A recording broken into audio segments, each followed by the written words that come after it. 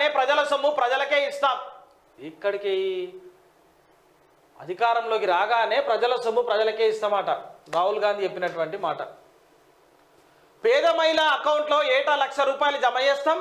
కొద్ది మంది బిలియనర్ల కోసమే మోదీ ప్రభుత్వం పనిచేస్తుంది. బీజేడీలది వైవాహిక బంధం. పాండియన్ ప్రధాని నరేంద్ర మోదీ, అమిత్ షా, నవీన్ పట్నాయకులు ప్రజల సంపదను లూటీ చేస్తున్నారు.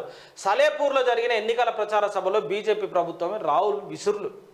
అంటే ఒకరి మీద ఒకరు చెప్పుకున్నట్టు జరుగుతుంది. ప్రజలారా, అభ్యర్థులను చూడర్రి. పార్టీ యొక్క ఇప్పుడు ఇంకొకటి వీళ్ళు చేసేది ఏంటంటేనా, అబద్ధాలు చెప్తుర్రు. అబద్ధాలు చెప్తే మనమేమనుకుంటామంటే ఇక చేస్తుందేమో అని చెప్పి ఓటేస్తారు.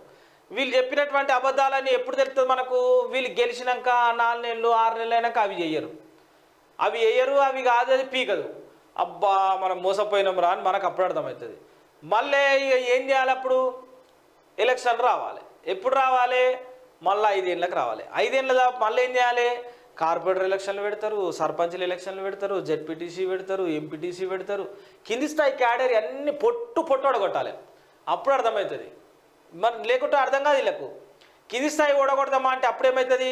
కింద కార్పొరేటరో, జెడ్పీటీసో, ఎంపీటీసో, సర్పంచో వాడు మంచోడు ఉంటాడు. వాడు మంచోడు ఉండేసరికి ఏమవుతుంది?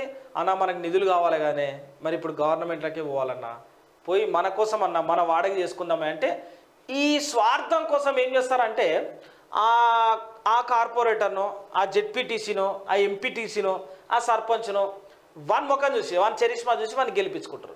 గెలిపించుకున్నాక నిధులు వస్తాయి. ఇంకో దగ్గర ఏమవుతుంది? గెలిపించుకోలేరు. ఇగో ఇట్లా మొత్తం నాశనం అవుతుంది. ఇదే అవుతుంది. బుజ్జగింపు రాజకీయాల కోసమే రాహుల్ ఆరాటం. దేశాన్ని ఏలిన రాజులు, మహారాజులను